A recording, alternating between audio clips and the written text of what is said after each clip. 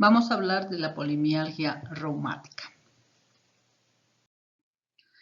La polimialgia reumática es una enfermedad en la que es característico que haya dolor, rigidez, impotencia funcional y mucha debilidad en los músculos de la cintura escapular y la pelviana, comprometiendo de esta manera el cuello y los hombros, así como las caderas.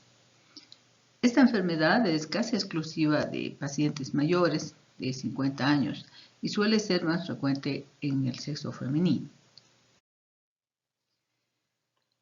Generalmente el paciente siente cansancio, no tiene ánimos para realizar sus actividades diarias, puede tener un poco de anorexia, febrícula, perder peso e incluso entrar en una depresión, que puede incluso evolucionar durante meses antes de que se dé el diagnóstico.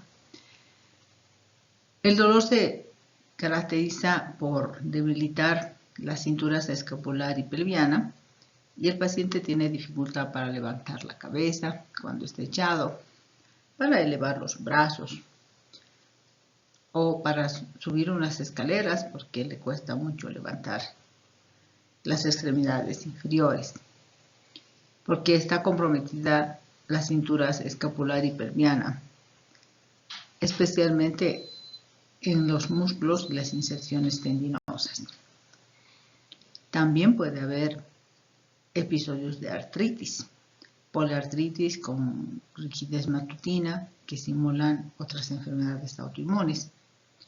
Incluso puede llegar a una hora de duración en un 25% de los pacientes y afectar articulaciones muy típicas de artritis reumatoide como interfalángicas proximales, metacarpofalángicas, muñecas, codos, rodillas, tobillos, metatarsofalángicas y articulaciones externoclaviculares.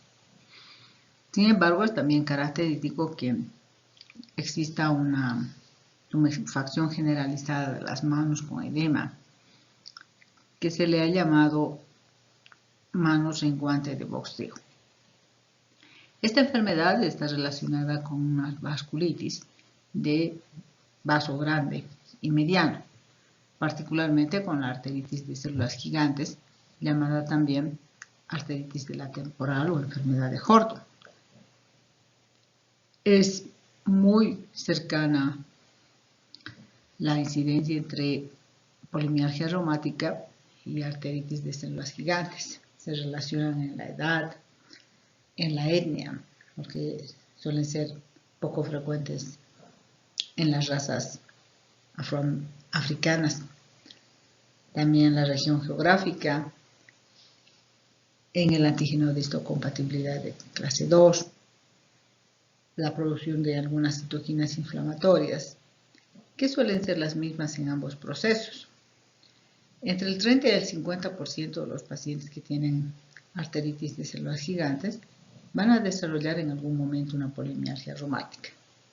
Y por otro lado, se ha visto que el 10 al 15% de los pacientes que clínicamente tienen polimialgia reumática ya tienen una arteria temporal afectada cuando se les hace una biopsia.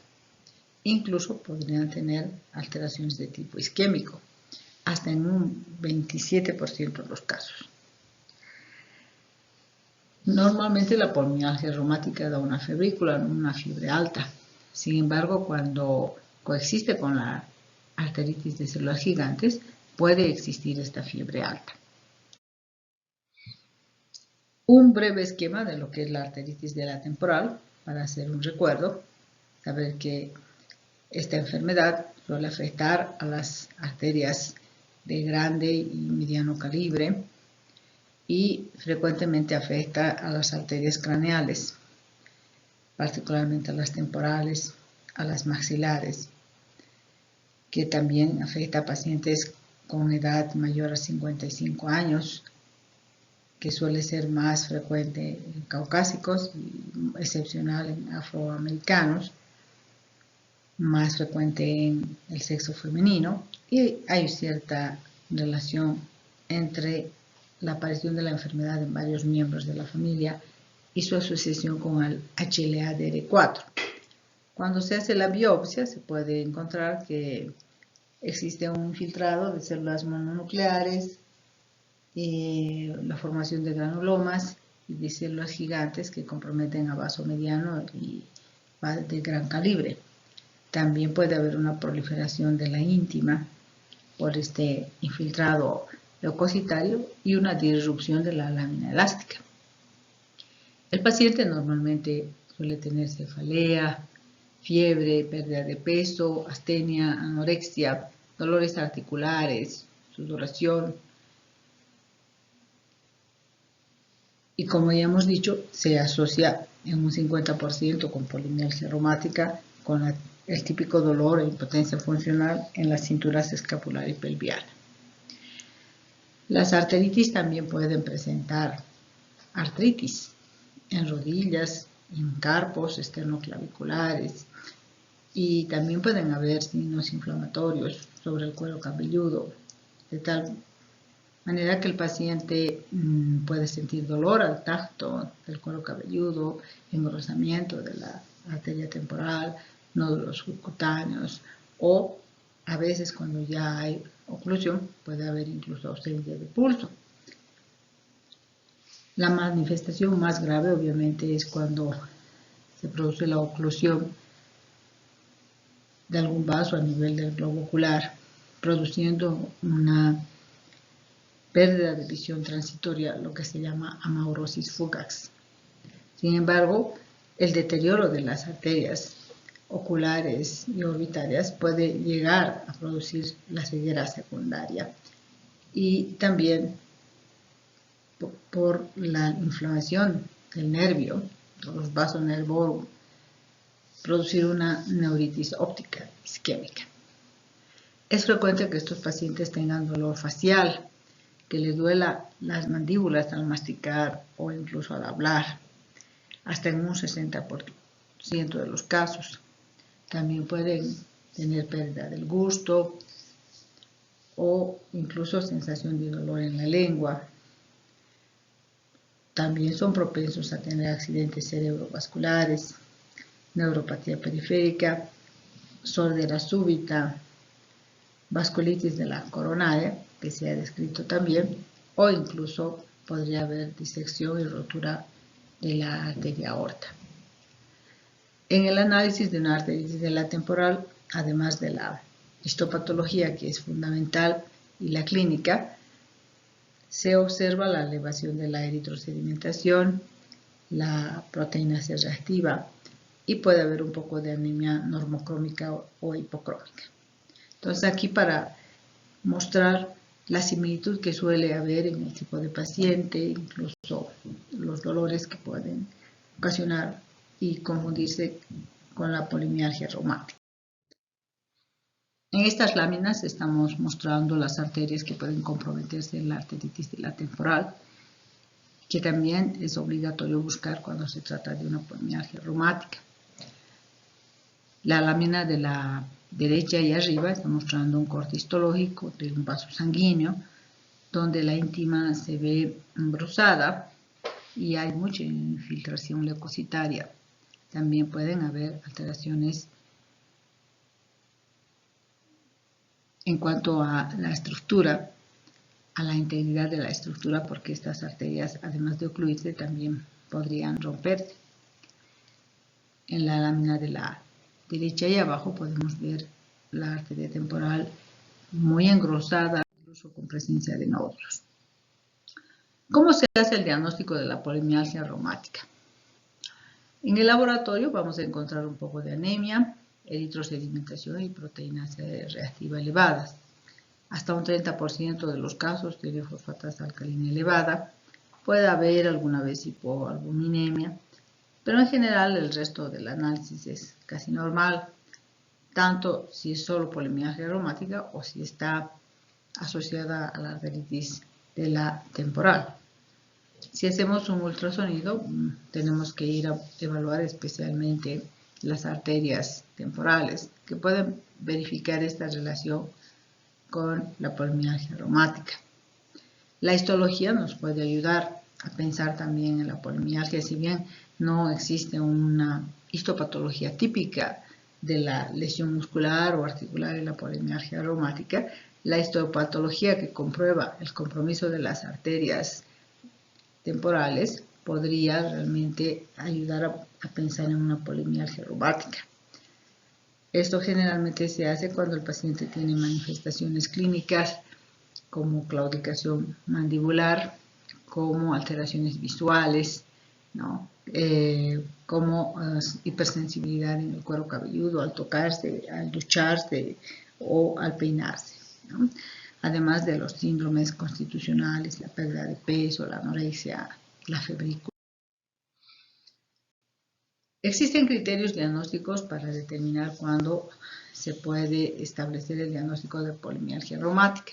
Los criterios de Chuan y colaboradores, lanzados en 1982, hablan de la edad igual o superior a 50 años, del dolor y la rigidez bilateral, por lo menos por un mes, que afecte especialmente al cuello, el torso, los hombros, es decir, cintura escapular, y los brazos, ¿no? Y también la cintura pelviana, las caderas y las superficies proximales de los muslos. Tiene que haber una eritrosedimentación elevada, superior a 40, y además excluirse la posibilidad de otras enfermedades que pudieran explicar la situación del paciente. Se recomienda hacer obviamente la biopsia y si se comprueba la arteritis de células gigantes, pues el diagnóstico ya estaría hecho. En 1984, 2 años después, aparecieron los criterios de Healy, en el que existe una coincidencia entre la edad y el compromiso de afección articular muscular. Habla de rigidez matutina superior a 1 hora. Habla también de una respuesta rápida al tratamiento con prednisona, que es algo muy típico en estos pacientes, y la exclusión de otras enfermedades capaces de producir síntomas musculoesqueléticos que sean similares, ¿no? Entonces, es importante decir que para que sea el diagnóstico de polimialgia reumática deben cumplirse prácticamente todos los criterios, ¿ya? Entonces, aunque no son muchos, a veces encontramos pacientes que no tienen todas las características y hay que observarlos a lo largo del tiempo. El tratamiento de estos pacientes es sencillo, puesto consiste en la administración de corticoides, generalmente prednisona a dosis de 40 a 60 miligramos diarios o algún otro corticoide en su equivalencia. Se puede fraccionar la dosis durante la primera o la segunda semana para acelerar la mejoría. Si no responde pronto, se puede aumentar la dosis a 1 miligramo kilo día. En los pacientes que hay alguna alteración grave, como por ejemplo pérdida visual, amaurosis fugaz, ¿no? Se puede utilizar pulsos de corticoides intravenosos, ¿no? O mayor cantidad de prednisona, 60-80 miligramos al día. Una vez que se han resuelto los síntomas, se hace un seguimiento a base de los reactantes de fase aguda, la eritrosedimentación y la proteína C reactiva, y a medida que esto se va normalizando, se puede ir bajando gradualmente el corticoide. La evolución de la polimialgia reumática normalmente es buena y la mayor parte de los pacientes puede dejar la medicación a los 2 años sin tener una recidiva. Sin embargo, cuando viene asociada a una arteritis de células gigante, el problema es mayor, puesto que podría haber complicaciones como cardiopatía isquémica, hemiplegia, ceguera, ¿no? Y podría necesitarse tratamiento con corticoides incluso más largo o dosis más altas. Y las complicaciones de estos corticoides administrados en forma prolongada también traería toda una serie de problemas como la lipodistrofia, alteraciones neuropsiquiátricas, osteoporosis, fracturas óseas, cataratas, miopía, síndrome metabólico y diabetes, una propensión a las infecciones, etc. Entonces, frente a un paciente con polimialgia reumática hay que valorar absolutamente todo y hacer el tratamiento certero. No descartar nunca la posibilidad de hacer una biopsia de las arterias de las temporales. Pues esto es lo que he querido compartir con ustedes. Espero que les haya sido de utilidad. Gracias por su atención.